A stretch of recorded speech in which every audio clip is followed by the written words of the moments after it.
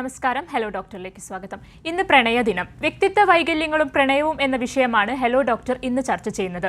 നമുക്കൊപ്പമുള്ളത് Thiruvalla Pushpagiri medical college ഹോസ്പിറ്റലിലെ psychiatry വിഭാഗം assistant professor doctor Soumya P Thomas ആണ്. നമസ്കാരം ഡോക്ടർ, സ്വാഗതം.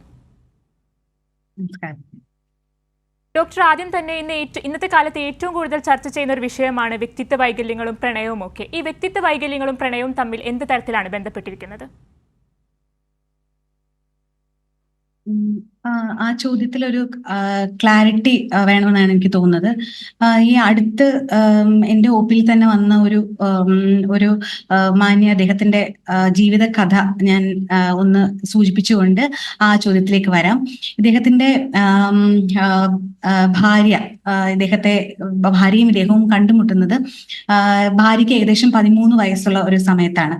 13 വയസ്സ് മുതൽ ഇദ്ദേഹത്തിന്റെ ഭാര്യയ്ക്ക് ഏകദേശം 18 വയസ്സ് പ്രായമാകുന്നോടം വരെ ഇവര് പ്രണയത്തിലായിരിക്കുകയും 18ാമത്തെ വയസ്സ് പൂർത്തിയാകുമ്പോൾ ഒരു വിവാഹം കഴിക്കുകയും അതിനുശേഷം 55ാമത്തെ വയസ്സിൽ ഭാര്യ മരിക്കുന്നത് വരെ ഇവര് ഒരുമിച്ച് വളരെ സ്നേഹത്തിൽ ജീവിക്കുകയും 55ാമത്തെ വയസ്സിൽ ഈ ഭാര്യ മരിക്കുന്നതിനെ തുടർന്ന് ഇദ്ദേഹത്തിന് കടുത്ത വിഷാദ രോഗം വരികയും അതിനെ തുടർന്ന് ഉള്ളൊരു വൈദ്യസഹായത്തിന് വേണ്ടിയിട്ടാണ് ഇദ്ദേഹം ആശുപത്രിയിലേക്ക് ഒരു സൈക്യാട്രിസ്റ്റിനെ കാണാനായിട്ട് വരുന്നത്.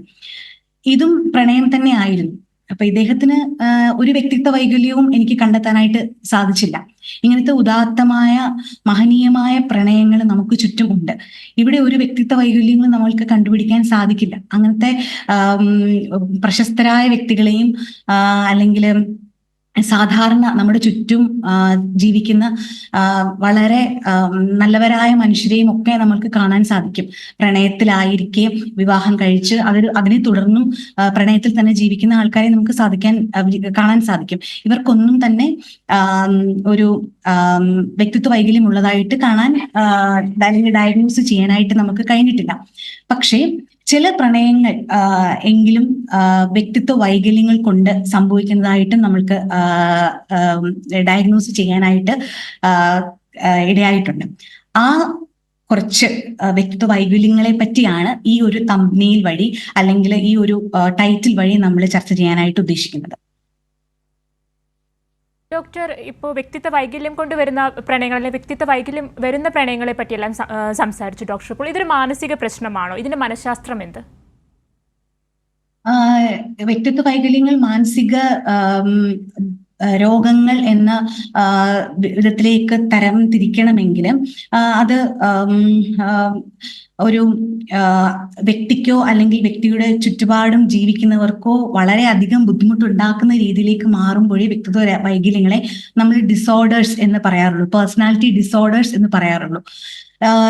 ഈ വ്യക്തിത്വം എന്ന് പറയുന്നത്, വ്യക്തിത്വ വൈകല്യങ്ങളെ പറ്റി പറയുന്നതിന് മുന്നേ നമ്മൾ എന്താണ് വ്യക്തിത്വം എന്ന് മനസ്സിലാക്കണം എന്ന് തോന്നുന്നു. വ്യക്തിത്വം എന്ന് പറയുന്നത് ഒരു വ്യക്തിയുടെ ഒരു ആളിന്റെ സ്വഭാവങ്ങളുടെ ആകെ തുകയാണ്. ഒരു ആകമാനം ഒരു വ്യക്തി എന്താണോ അതാണ് അയാളുടെ വ്യക്തിത്വം എന്ന് പറയുന്നത്. ആ വ്യക്തിത്വം ഒരു വ്യക്തിക്ക് 17 അല്ലെങ്കിൽ 18 വയസ്സാകുമ്പോൾ തന്നെ അയാളുടെ ഉള്ളിൽ അത് അടിയുറച്ചിട്ടുണ്ടാകും. അതിന് ആളുടെ ജനിതകമായിട്ട് പാരമ്പര്യമായിട്ട് കിട്ടുന്ന മാതാപിതാക്കളിൽ നിന്നൊക്കെ കിട്ടുന്ന കുറച്ച് ഫാക്ടേഴ്സ് ഉണ്ട്. പിന്നെ ആളത് വളർച്ച വികാസത്തില് ഒക്കെ നേടുന്ന അനുഭവങ്ങൾ, അത് ചുറ്റുപാടിൽ നിന്ന് അദ്ദേഹം ഗ്രഹിക്കുന്ന കാര്യങ്ങള്, വളർച്ചയുടെ ഘട്ടത്തിൽ മാതാപിതാക്കളിൽ നിന്ന് പഠിക്കുന്ന കാര്യങ്ങള്, ആള് തന്നെ സ്വയമേ മനസ്സിലാക്കിയെടുക്കുന്ന കാര്യങ്ങൾ ഒക്കെ ഈ ജനിതകമായിട്ട് കിട്ടുന്ന കാര്യങ്ങളെ മോഡിഫൈ ചെയ്ത് എല്ലാം കൂടെ ചേർന്ന് 17-18 വയസ്സാകുമ്പോഴത്തേക്കും ആളുടെ ഒരു വ്യക്തിത്വം പൂർണ്ണമായിട്ട് ഡെവലപ്പ് ചെയ്യും. അപ്പൊ ഈ ഒരു വ്യക്തിത്വത്തിന്റെ അടിസ്ഥാനത്തിലാണ് ഈ വ്യക്തി ഒരു സന്ദർഭത്തിൽ, അതൊരു സന്തോഷമുള്ള സന്ദർഭമോ സങ്കടമുള്ള സന്ദർഭമോ അല്ലെങ്കിൽ ഒരു സമ്മർദ്ദം ഉണ്ടാക്കുന്ന ഒരു സന്ദർഭമോ ഒക്കെ വരുമ്പോൾ എങ്ങനെ ഇദ്ദേഹം പ്രതികരിക്കുന്നു എന്ന് തീരുമാനിക്കുന്ന ഇദ്ദേഹത്തിന്റെ ബേസിക് ഒരു പേഴ്സണാലിറ്റി അല്ലെങ്കിൽ വ്യക്തിത്വമാണ്. ഇതൊന്നും ഒരു പ്രശ്നമേ അല്ല. നമ്മളെല്ലാവരും ഓരോ വ്യക്തിത്വത്തിന്റെ ഉടമകളാണ്. ചില വ്യക്തികളിൽ ചില പ്രത്യേക വ്യക്തിത്വത്തിന്റെ ലക്ഷണങ്ങൾ കൂടുതലായിട്ട് കാണാം, അല്ലെങ്കിൽ ചില വ്യക്തികളിൽ പല വ്യക്തിത്വത്തിന്റെ ലക്ഷണങ്ങൾ ഓവർലാപ്പ് ചെയ്ത് കാണാറുണ്ട്. ഇപ്പൊ നമ്മൾ പഠിക്കുന്ന പുസ്തകങ്ങളിലൊക്കെ ഒരു 10-ലേറെ വ്യക്തിത്വങ്ങൾ ഉള്ളതായിട്ട് പറയപ്പെടുന്നുണ്ട്. അപ്പൊ ഇതെല്ലാം ഒരു വ്യക്തിയിൽ ഇന്നതേ കാണാവുന്നില്ല, പല വ്യക്തിത്വങ്ങൾ ഓവർലാപ്പ് ചെയ്ത് പല വ്യക്തികളിൽ കാണാറുണ്ട്. ഇതൊന്നും ഒരു പ്രശ്നമാകില്ല ഇതൊരു ഡിസോർഡർ ലെവലിലേക്ക് എത്തുന്നത് വരെ. നമ്മുടെ സമൂഹത്തിൽ ഒരു സാധാരണ വ്യക്തിയെ പോലെ നമ്മുടെ സന്തോഷ സമയങ്ങളിലും സങ്കടമുള്ള സമയങ്ങളിലും സമ്മർദ്ദ സമയങ്ങളിലും ഒക്കെ നമ്മൾ അഡ്ജസ്റ്റ് ചെയ്ത് സാധാരണ വ്യക്തിയെ പോലെ ജീവിക്കുമ്പോൾ നമുക്ക് ഈ വ്യക്തിത്വം കൊണ്ടൊരു പ്രശ്നം ഉണ്ടാകില്ല. പക്ഷെ ഒരു സിറ്റുവേഷൻ നമ്മൾ ഹാൻഡിൽ ചെയ്യുന്ന സാഹചര്യങ്ങളിൽ അമിതമായി ഉള്ള വികാര വിക്ഷോഭങ്ങളൊക്കെ വന്നിട്ട് ആ പ്രശ്നം നമുക്ക് ഹാൻഡിൽ ചെയ്യുമ്പോൾ നമ്മൾക്ക് മറ്റുള്ളവർക്ക് ബുദ്ധിമുട്ടാകുമ്പോൾ മാത്രമേ അത് വ്യക്തിത്വ വൈകല്യങ്ങൾ അല്ലെങ്കിൽ ഡിസോർഡേഴ്സ് ആയിട്ട് മാറാനുള്ളൂ. ഈ പ്രണയവുമായി ബന്ധപ്പെട്ടുള്ള ഡിസോർഡേഴ്സ്, വ്യക്തിത്വ വൈകല്യങ്ങൾ നമ്മൾ ചിന്തിക്കുമ്പോഴും നേരത്തെ പറഞ്ഞു പോകണം, 10-ലേറെ തരത്തിലുള്ള വ്യക്തിത്വ വൈകല്യങ്ങൾ ഡയഗ്നോസ് ചെയ്തിട്ടുണ്ടെങ്കിലും ചില പ്രത്യേക ക്ലസ്റ്റേഴ്സിൽ വരുന്ന വ്യക്തിത്വ വൈകല്യങ്ങളാണ് ഈ പ്രണയ വൈകല്യങ്ങളിലേക്ക്, പ്രണയമായിട്ട് ബന്ധപ്പെട്ട പ്രശ്നങ്ങളിലേക്ക് വഴിതിരിക്കാറുള്ളൂ. അത് കൂടുതലും ക്ലസ്റ്റർ ബി എന്ന് തരംതിരിക്കപ്പെട്ടിരിക്കുന്ന ഡിസോർഡേഴ്സിന്റെ അടിയിലാണ് ഇങ്ങനത്തെ വൈകല്യങ്ങൾ കാണാറുള്ളത്. അതിനകത്ത് ഏറ്റവും കോമൺ ആയിട്ട് ഇപ്പൊ നമ്മുടെ OP-യിലൊക്കെ കുട്ടികളെ അല്ലെങ്കിൽ വിവാഹത്തിന് ശേഷമാണെങ്കിലും പങ്കാളിയുമായിട്ടുള്ള പ്രശ്നങ്ങളുമായിട്ട് ആൾക്കാരെ കൊണ്ടുവരുന്ന തരത്തില് ഒരു ബുദ്ധിമുട്ടുണ്ടാകുന്ന ഒരു പേഴ്സണാലിറ്റി, ക്ലസ്റ്റർ ബിക്ക് അകത്ത് വരുന്ന ഒരു പേഴ്സണാലിറ്റി എന്ന് പറയുന്നത് ബോർഡർ ലൈൻ പേഴ്സണാലിറ്റി ട്രേറ്റ് എന്നുള്ളതാണ്.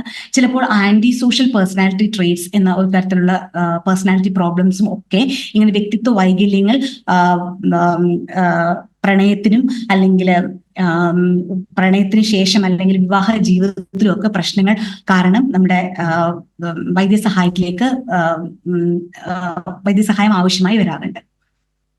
ഡോക്ടർ, വ്യക്തമാണ്. ഇതിനോടൊപ്പം തന്നെ ചേർത്തൊരു സംശയം ചോദിക്കുകയാണ്. പലപ്പോഴും പ്രണയബന്ധത്തിൽ ഇരിക്കുന്ന രണ്ടു പേർക്കിടയിൽ ഇത്തരം സ്വഭാവങ്ങൾ പ്രകടമാകുമ്പോൾ അത് തിരിച്ചറിയപ്പെടാതെ പോവുകയോ അല്ലെങ്കിൽ അത് പ്രണയത്തിന്റെ പേരിൽ അത് പ്രണയമല്ലേ എന്ന രീതിയിൽ മാറ്റി നിർത്തപ്പെടുകയോ ചെയ്യാറുണ്ട്. അപ്പോൾ എപ്പോഴാണ് നമുക്കിത് നമ്മുടെ സ്വഭാവത്തിൽ വരുന്നൊരു മാറ്റമാണ്, ഇതിനൊരു വൈദ്യസഹായം തേടണം എന്നൊക്കെ ഒരു അവസ്ഥയിലോട്ട് എത്തുന്നത്?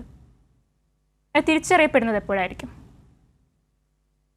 ഈ വ്യക്തിത്വ പ്രശ്നങ്ങൾ, വൈകല്യങ്ങളുടെ ഒരു പ്രത്യേകത എന്ന് വെച്ച് കഴിഞ്ഞാൽ ഈ വ്യക്തിക്ക് ഇതിനെപ്പറ്റി വലിയ ഒരു അവബോധം എപ്പോഴും ഉണ്ടാകണം എന്നില്ല.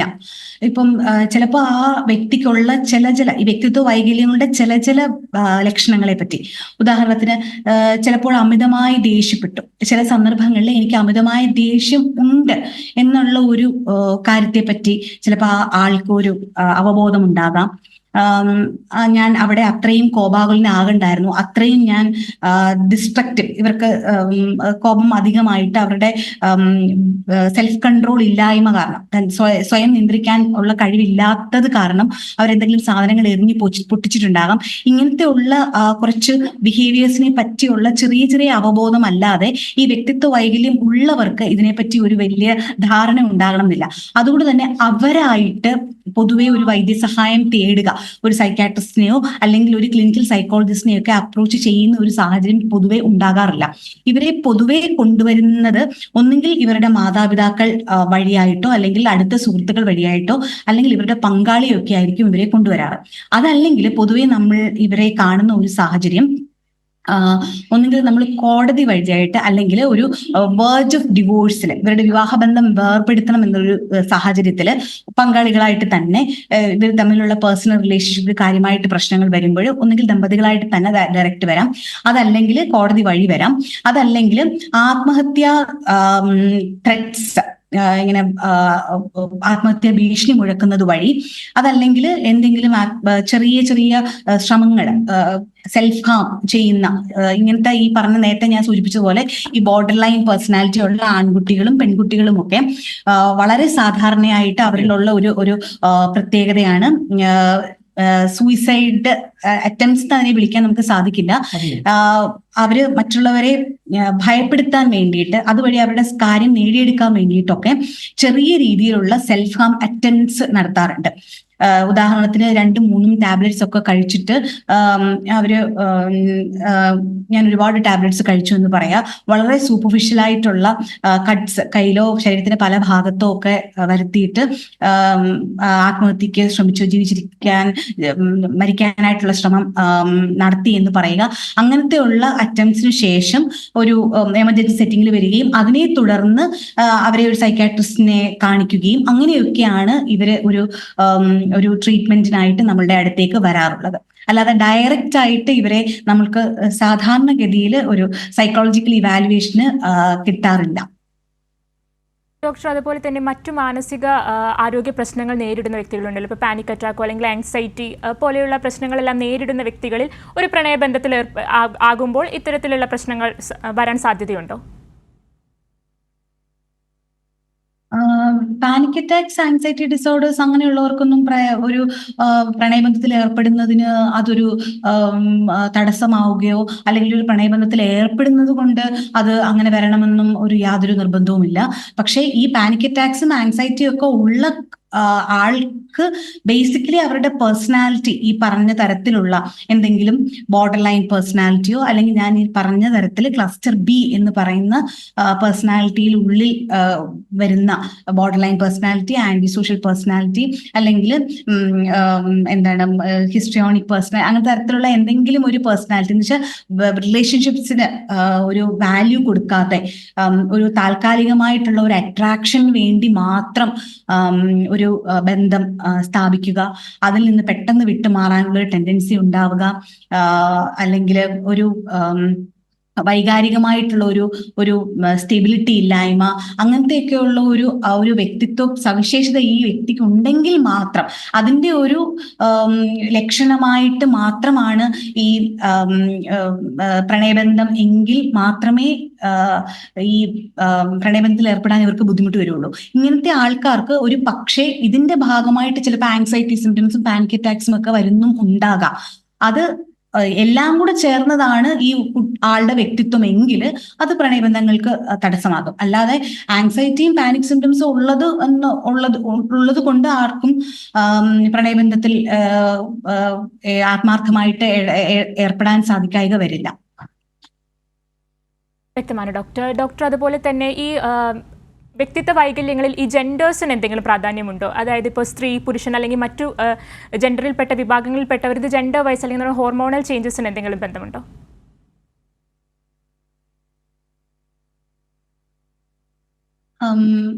എനിക്ക് ചോദ്യം മനസ്സിലായില്ല. ഇപ്പോൾ വ്യക്തിത്വ വൈകല്യങ്ങൾ ഏതു ജെൻഡറിൽപ്പെട്ടവർക്കായാലും ഉണ്ടാകും, പക്ഷെ അതിൽ ചില ജെൻഡറുകളിൽ ഇപ്പോൾ സ്ത്രീകൾക്ക് പലപ്പോഴും ഹോർമോണൽ ചേഞ്ചസ് കൂടുതലാണ് എന്നെല്ലാം പറയപ്പെടുന്നുണ്ട്. അപ്പോൾ ഇത്തരത്തിലുള്ള കാര്യങ്ങൾ ഈ വ്യക്തിത്വ വൈകല്യങ്ങളുമായി ബന്ധപ്പെട്ടിരിക്കുന്നുണ്ടോ? ഇല്ല, ബോർഡർ ലൈൻ പേഴ്സണാലിറ്റി പൊതുവേ നമ്മൾക്ക് ഇപ്പം പ്രണയം ആർക്കും ഏത് പ്രായത്തിലുള്ളവർക്കും ഏത് ജെൻഡറിലുള്ളവർക്കും ഉണ്ടാകാം. പക്ഷേ ഈ ബോർഡർ ലൈൻ പേഴ്സണാലിറ്റി എന്ന് പറയുന്ന പേഴ്സണാലിറ്റി ഡിസോർഡർ പൊതുവെ സ്ത്രീകളിലാണ് കൂടുതലായിട്ട് കണ്ടുവരുന്നത് എന്ന് സാധാരണ ബോർഡർ ലൈൻ പേഴ്സണാലിറ്റി വരുന്നത് സ്ത്രീകളിലാണ് കൂടുതലായിട്ട് എന്നുള്ളത് കൊണ്ട് ആ ഒരു പർട്ടിക്കുലർ പേഴ്സണാലിറ്റി കാരണമുള്ള പ്രണയബന്ധങ്ങൾ ചിലപ്പം പെൺകുട്ടികൾ കൂടുതലായിട്ട് കാണും. പക്ഷെ പ്രണയം അത് ഏത് പ്രായത്തിലും ഏത് ജെൻഡറിലും ഏത് നമ്മളിപ്പം തേർഡ് ടൈപ്പ് നമ്മളിപ്പോ 1-2 മെയിൽ ജെൻഡർ, ഫീമെയിൽ ജെൻഡർ, പിന്നെ നമ്മൾക്ക് തേർഡ് ജെൻഡേഴ്സ് ഒക്കെ നമുക്കറിയാവുന്ന പോലെ തന്നെ ഉണ്ടല്ലോ. അപ്പം അതിലുള്ള ഏത് ജെൻഡറിലുള്ളവർക്കും പ്രണയം എന്ന വികാരം നോർമലി തോന്നാവുന്നത് തന്നെയാണ്. അത് ഒരു ജെൻഡർ ഡിഫറൻസ് അതിന് ഇല്ല. നമ്മൾ പറയുന്നത് പ്രണയം പ്രശ്നമാകുന്ന പ്രണയങ്ങളെ പറ്റിയാണ്. നമ്മൾ ഈ വ്യക്തിത്വ വൈകല്യങ്ങളും പ്രണയം എന്നുള്ള വിഷയം ചർച്ച ചെയ്യുന്നത് പ്രശ്നമാകുന്ന പ്രണയങ്ങളെ പറ്റിയാണ്. ശുദ്ധമായ ജെന്യുവനായിട്ടുള്ള സ്നേഹം, പ്രണയം ഏത് ജെൻഡറുകൾക്കും ഏത് പ്രായത്തിലുള്ളവർക്കും ഉണ്ടാകാവുന്നതാണ്. അതിന് ഒരു ജെൻഡർ ഡിഫറൻസ് നമ്മൾ പറയുന്നില്ല. വ്യക്തമാണ് ഡോക്ടർ. ഞാനൊന്ന് ഇടപെടുകയാണ്. ഒരു പ്രേക്ഷകൻ ചേരുന്നുണ്ട്, കൊല്ലത്ത് നിന്നും സോമനാണ്. സോമൻ, ഡോക്ടറോട് ചോദിച്ചോളൂ.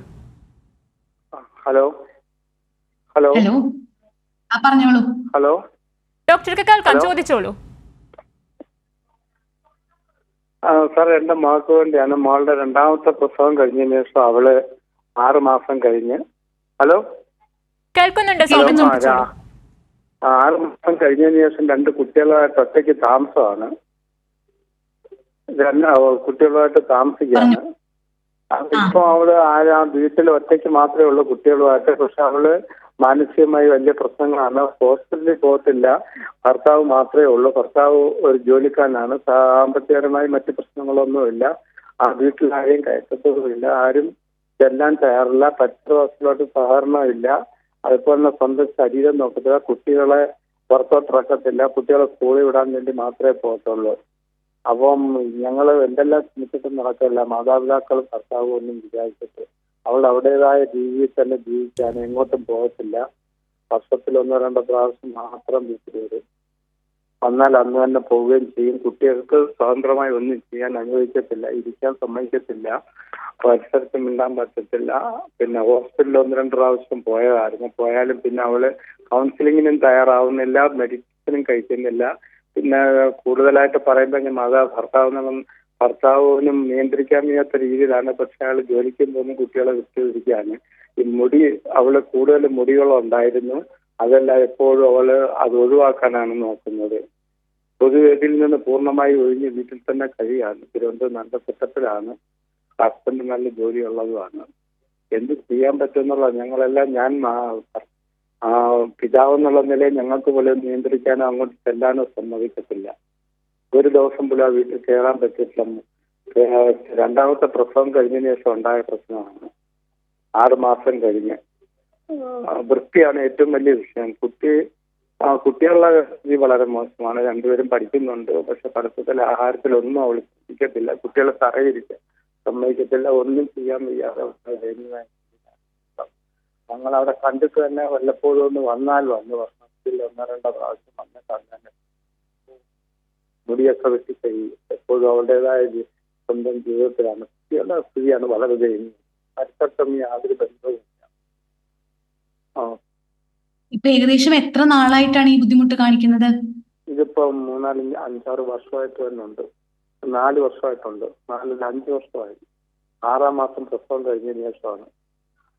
ഇപ്പൊ ആ ചെറിയ കുട്ടിക്ക് 5 വയസ്സുണ്ടോ? 5.5 വയസ്സ്? ചെറിയ കുട്ടിക്ക് 5 വയസ്സ് കഴിഞ്ഞ്. അതിനുശേഷം ആ പ്രസവിച്ച് എന്റെ വീട്ടിലായിരുന്നു. അവിടുന്ന് പോയതിനു ശേഷം പിന്നെ വീട്ടിൽ കയറത്തില്ല. അതിനുള്ള എന്താണ് ഇതിന് കാരണം പറയുന്നത്? അവള് വൃത്തിയാണ് ഏറ്റവും വലിയ വിഷയം. ആരുമായിട്ട് സഹകരിക്കത്തില്ല. പിന്നെ അവളൊന്നും പറയത്തില്ല. ഹോസ്പിറ്റലിൽ കൊണ്ടുവന്നുള്ള പലപ്പോഴും ശ്രമിച്ചിട്ടുണ്ട്. ആ ശ്രമത്തിൽ നിന്നെല്ലാം അവള് ഒഴിഞ്ഞു മാറും. അവൾ പറയുന്നതിൽ നിന്നെല്ലാം ഒഴിഞ്ഞു മാറുകയാണ്. ഹോസ്പിറ്റലിൽ പോകാനോ അതോ 1-2 പ്രാവശ്യം പോയാലും പിന്നെ പോകത്തില്ല. അത് അവർ കൗൺസിലിംഗ് ചെയ്യണമെന്ന് പല ഡോക്ടർമാരും പറഞ്ഞു. പലയിടത്തും കൊണ്ടുപോയി. അവൾ അതിന് തയ്യാറാവുന്നില്ല. പുറത്തോട്ടിറങ്ങത്തില്ല വീട്ടിൽ നിന്ന്.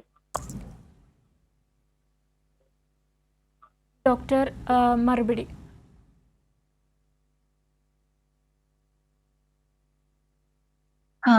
സൈക്കാട്രിസ്റ്റിനെ കാണിച്ചിരുന്നോ? സൈക്കാട്രിസ്റ്റിനെ ഡോക്ടർ കോള് കട്ടായെന്നതാണ് മനസ്സിലാക്കുന്നത്. എന്തായാലും സോമനുള്ള മറുപടി നൽകാം. സൈക്കാട്രി ഡോക്ടറെ കാണിച്ചു. അതിനുശേഷം കൗൺസിലിംഗ് അഡ്വൈസ് ചെയ്തു എന്നാണ് എനിക്ക് മനസ്സിലായത്. തീർച്ചയായും ഡോക്ടർ കൗൺസിലിംഗ് അഡ്വൈസ് ചെയ്തിട്ടും ഈ രോഗം ബുദ്ധിമുട്ടിൽ ഏർപ്പെട്ടിരിക്കുന്ന വ്യക്തിക്ക് കൗൺസിലിങ്ങിനോട് താല്പര്യമില്ല. അതിനെല്ലാം മാറി നിൽക്കുന്നു. മറ്റു ബന്ധുക്കളായോ അല്ലെങ്കിൽ സ്വന്തം പാരൻസായി പോലും സംസാരിക്കുന്നില്ല എന്നതാണ് ഞാൻ മനസ്സിലാക്കിയത് ഡോക്ടർ. അതെ, എനിക്ക് മനസ്സിലായിടത്തോളം 4 വർഷം ഇത്തരത്തിൽ നീണ്ടു നിൽക്കുന്ന ആളുടെ പഴയ രീതിയും പേഴ്സണാലിറ്റി ഒക്കെ വെച്ച് രീതിയിൽ നിന്നൊക്കെ വളരെ വ്യത്യസ്തമായിട്ട് പെരുമാറുന്ന ഇത്രയും വർഷം നീണ്ടു നിൽക്കുന്ന ഒരു സ്വഭാവ വ്യത്യാസം ഒരു മരുന്നുകൾ വേണ്ടി വരുന്ന രീതിയിലുള്ള ഒരു മാനസിക രോഗമായിരിക്കാനാണ് സാധ്യത. അതുകൊണ്ട് ഒരു സൈക്കാട്രിസ്റ്റിന്റെ അടുത്ത് പോയി കിടത്തി ചികിത്സ ആവശ്യം വരുന്ന രീതിയിലുള്ള ക്രമീകരണങ്ങൾ ചെയ്യണമെന്നാണ് എനിക്ക് മനസ്സിലാകുന്നത്. അത് വൈകിക്കും തോറും അതിന്റെ ഈ ലക്ഷണങ്ങളുടെ കാഠിന്യം കൂടി വരികയും അത് ചികിത്സയോടുള്ള പ്രതികരണവും കുറഞ്ഞു വരാനും ഒക്കെ സാധ്യതയുണ്ട്. അതുകൊണ്ട് കിടത്തി ചികിത്സയ്ക്കുള്ള സൗകര്യങ്ങൾ എത്രയും പെട്ടെന്ന് ഒരുക്കണം എന്നുള്ളതാണ് എനിക്ക് മനസ്സിലാകുന്നത്. ഡോക്ടർ, സമയപരിമിതി ഉള്ളതുകൊണ്ട് തന്നെ വളരെ പ്രധാനപ്പെട്ട ഒരു ചോദ്യത്തിലോട്ട് കടക്കുകയാണ്. ഇപ്പോൾ പ്രണയ പരാജയങ്ങൾ മൂലമുണ്ടാകുന്ന മാനസിക പ്രശ്നങ്ങളും പ്രത്യാഘാതങ്ങളും ഒക്കെ ഉണ്ട്. അപ്പോൾ ഇത്തരത്തിലുള്ള മാനസിക പ്രശ്നങ്ങൾക്ക് അല്ലെങ്കിൽ പ്രത്യാഘാതങ്ങൾക്കുള്ള ചികിത്സ എന്തായിരിക്കും? അതിന്റെ ഉത്തരം എന്തുകൊണ്ട് പ്രണയ പരാജയങ്ങൾ ഉണ്ടാകുന്നു എന്നതിനെ ആശ്രയിച്ചിരിക്കും. ഇപ്പം പ്രണയ പരാജയങ്ങൾ അഗെയിൻ ഒരു വ്യക്തിത്വ വൈകല്യം കാരണം ആണെങ്കിൽ, ഇവ രണ്ട് വ്യക്തികൾ നന്നായി മനസ്സിലാക്കി അവര് ഒരുമിച്ച് മുന്നോട്ട് പോവുകയാണെങ്കിൽ ആ പ്രണയം പരാജയപ്പെടേണ്ട ആവശ്യം ഇല്ല. ഇവ എന്തുകൊണ്ട് പരാജയപ്പെടുന്നു? അത് ഒരു വ്യക്തിയുടെ കുഴപ്പമാണോ, അത് രണ്ട് വ്യക്തികളുടെയും കുഴപ്പമാണോ, അതോ ഇനിയിപ്പം രണ്ട് വ്യക്തികളും കുറെ നാൾ പ്രണയിച്ചതിന് ശേഷം മനസ്സിലാക്കുവാണ് ഞങ്ങൾക്ക് മുന്നോട്ട് പോകാൻ പറ്റുന്നില്ല, അവർ രണ്ടുപേരും കൂടെ ആലോചിച്ചൊരു ഹെൽത്തി ഡിസിഷൻ എടുക്കുവാണ്, അന്നേരവും രണ്ടുപേർക്കും പ്രശ്നങ്ങൾ വരാം. അപ്പൊ ഇത് ഓരോന്നും എങ്ങനെ എന്തുകൊണ്ട് ഈ റിലേഷൻഷിപ്പ് മുന്നോട്ട് കൊണ്ടുപോകാൻ പറ്റുന്നില്ല, അതിനെ ആശ്രയിച്ചായിരിക്കും ഇതിന്റെ ചികിത്സ ഇരിക്കുന്നത്. അപ്പം സപ്പോസ് ഒരു ബോർഡർ ലൈൻ ഒരു പേഴ്സണാലിറ്റി ഉള്ള കുട്ടി പെട്ടെന്ന് വന്ന് പറയാണ്, ഒരു OP-യിൽ വന്ന് പറയുന്നു, ഇങ്ങനെ എനിക്ക് റിലേഷൻഷിപ്പ് ഫെയിലിയർ ആണ്, എനിക്ക് മുന്നോട്ട് പോകാൻ ബുദ്ധിമുട്ടാണ്. അപ്പൊ നമ്മൾ ഹിസ്റ്ററി എടുത്ത് നോക്കുമ്പോഴത്തേക്ക് അവിടെ കുട്ടിയുടെ വിശദമായ പരിശോധനയിൽ നമുക്ക് മനസ്സിലാക്കാൻ പറ്റും ഈ കുട്ടിക്ക് ഇതേപോലെ പല പല റിലേഷൻഷിപ്പ് ഉണ്ടായിട്ടുണ്ട്. ഒരു റിലേഷൻഷിപ്പിന് ശേഷം കുറച്ചു നാളത്തെ ഒരു വിഷാദാവസ്ഥയ്ക്ക് ശേഷം കുട്ടി അടുത്ത റിലേഷൻഷിപ്പിലേക്ക് മറ്റും പോവുകയാണ്. അതേപോലെ തന്നെ ഈ കുട്ടിക്ക് ബാക്കി ഈ ബോർഡർ ലൈൻ പേഴ്സണാലിറ്റിയുടേതായ മറ്റ് ഫീച്ചേഴ്സ്, അതായത് പെട്ടെന്ന് ദേഷ്യപ്പെടുക, വികാരങ്ങൾ കൺട്രോൾ ചെയ്യാൻ പറ്റാതെ വരിക, ഇങ്ങനെ എപ്പോഴും സൂയിസൈഡ് ജസ്റ്റേഴ്സ്, അതായത് ചെറിയ കാര്യങ്ങൾക്ക് പോലും സൂയിസൈഡ് ഭീഷണി മുഴക്കി ചെറിയ ചെറിയ അറ്റംപ്റ്റ്സ്, സെൽഫ് ഹാമിനായിട്ടുള്ള അറ്റംപ്റ്റ്സ് ചെയ്തുകൊണ്ടിരിക്കുക. ഇങ്ങനെ ഒരു ബോർഡർ ലൈൻ പേഴ്സണാലിറ്റി കുട്ടിക്ക് ഐഡന്റിഫൈ ചെയ്യാൻ പറ്റുമെങ്കിൽ അതിൻ്റെതായ തെറാപ്പി ആയിരിക്കും ആ കുട്ടിക്ക് കൊടുക്കുന്നത്. അതായത് വളരെ ഇഫക്റ്റീവ് ആയിട്ടുള്ള ബിഹേവിയറൽ തെറാപ്പി ടെക്നിക്സ് നമുക്ക് കൊടുക്കാൻ പറ്റും. അതേപോലെ തന്നെ ആ കുട്ടിക്ക് ആവശ്യമായിട്ടുള്ള ഈ മൂഡ് ഇൻസ്റ്റെബിലിറ്റി, വികാരങ്ങൾ കൺട്രോൾ ചെയ്യാൻ പറ്റാത്ത തരത്തിൽ ഉള്ള ബുദ്ധിമുട്ടുകൾ ഉണ്ടെങ്കിൽ ആ കുട്ടിക്കായിട്ട് നമുക്ക് മൂഡ് സ്റ്റെബിലൈസേഴ്സ് എന്ന തരത്തിൽപ്പെടുന്ന മരുന്നുകൾ കൊടുക്കാൻ പറ്റുമായിരിക്കും. ഇനി വേറൊരു തരത്തിലൊരു പരാജയം വരുവാണ്, ഒരു കുട്ടി വേറെ ആളാൽ ചതിക്കപ്പെടുവാണ്, ഒരു സംശയം ഉള്ള ഒരാളുടെ കയ്യിൽ ഒരു കുട്ടി അകപ്പെട്ടു പോവുകയാണ്. അയാളുടെ ഒരു ടോക്സിക് റിലേഷൻഷിപ്പിൽ ഒരു കുട്ടി അകപ്പെട്ടു പോയത് കൊണ്ടും ഒരു റിലേഷൻഷിപ്പ് ഫെയിലിയർ വരാം. ഒരു ഭയങ്കര സംശയ കണ്ണുകളോടുകൂടി ഒരാള് ഒരു റിലേഷൻഷിപ്പിൽ ഒരാൾ മറ്റൊരാളെ കാണുകയാണ്, ഒരു നിമിഷം ഫോൺ എടുക്കാൻ വൈകിപ്പോയി കഴിഞ്ഞാൽ ഈ കുട്ടി വേറെ ആളുമായിട്ട് റിലേഷൻഷിപ്പിൽ ആയതുകൊണ്ടാണ് വൈകുന്നത്, അല്ലെങ്കിൽ എപ്പോഴും ഒരു സംശയ കണ്ണുകൾ, വാട്സാപ്പ് വരെ ഹാക്ക് ചെയ്ത് ഫോളോ ചെയ്യുക, അങ്ങനെ പലതരത്തിലുള്ള സംശയം ഉള്ള ഒരു പാർട്ട്ണറെ ആയിരിക്കും ഈ ഇദ്ദേഹത്തിൽ റിലേഷൻഷിപ്പിലായിരിക്കുന്നത്. അപ്പൊ ആ ഒരു റിലേഷൻഷിപ്പ് ബ്രേക്ക് ചെയ്യാൻ ഇദ്ദേഹം ഒരു വളരെ ഹെൽത്തി ആയിട്ടുള്ള ഡിസിഷൻ എടുക്കുമ്പോഴും ഇദ്ദേഹത്തിന് റിലേഷൻഷിപ്പ് ഫെയിലിയറിന്റെ ഇഷ്യൂസ് വരാം. അപ്പൊ ഈ കുട്ടിയെ നമ്മൾ വേറെ തരത്തിലായിരിക്കും, ഈ കുട്ടിയും അത് ആലോചിച്ച് ഡിപ്രസ്ഡ് ആയിരിക്കും. പക്ഷെ ഈ കുട്ടിക്ക് ഒരു ബോർഡർ ലൈൻ പേഴ്സണാലിറ്റി ഉണ്ടാവും, ഈ കുട്ടി ഒരു ഹെൽത്തി പേഴ്സണാലിറ്റി ഉള്ള വ്യക്തിയായിരിക്കാം. പക്ഷെ ഈ കുട്ടിക്ക് ഇപ്പം സഹായം ആവശ്യം വരും. അപ്പം ആ കുട്ടീനെ ഇവാലുവേറ്റ് ചെയ്യുന്ന രീതിയും ആ കുട്ടീനെ ട്രീറ്റ് ചെയ്യുന്ന രീതിയും ഒക്കെ നമ്മൾ അതിനനുസരിച്ചായിരിക്കും. അപ്പൊ എന്താണ് നിങ്ങൾ ചെയ്യേണ്ടതെന്ന് വെച്ച് കഴിഞ്ഞാൽ, ഇഫ് യു ആർ ഫേസിങ് അങ്ങനത്തെ ഒരു റിലേഷൻഷിപ്പ് ഇഷ്യൂ നിങ്ങൾ ഫേസ് ചെയ്യുന്നുണ്ടെങ്കിൽ, അല്ലെങ്കിൽ നിങ്ങൾക്കത് വേറൊരാൾ കണ്ടെത്താൻ സാധിക്കും, നിങ്ങളുടെ ഫ്രണ്ട് അല്ലെങ്കിൽ നിങ്ങളുടെ ഒരു ക്ലോസ് ഫാമിലി റിലേറ്റീവ്, നിങ്ങൾക്ക് അറിയുന്ന ഒരു ക്ലോസ് അക്വൈന്റൻസ്, ഒരു ഡോക്ടർ, സമയപരിമിതി ഉള്ളതുകൊണ്ട് ഞാനൊന്ന് ഇടപെടുകയാണ്. വ്യക്തിത്വ വൈകല്യങ്ങളും പ്രണയവും എന്ന വിഷയമാണ് ഹലോ ഡോക്ടർ ഇന്ന് ചർച്ച ചെയ്തത്. നമ്മുടെ സംശയങ്ങൾക്ക് മറുപടി നൽകിയത് തിരുവല്ല പുഷ്പഗിരി മെഡിക്കൽ കോളേജ് ഹോസ്പിറ്റലിലെ സൈക്യാട്രി വിഭാഗം assistant professor doctor Soumya P Thomas ആണ്. വളരെയധികം നന്ദി ഡോക്ടർ. ഹലോ ഡോക്ടർ പൂർണ്ണമാകുന്നു. നമസ്കാരം.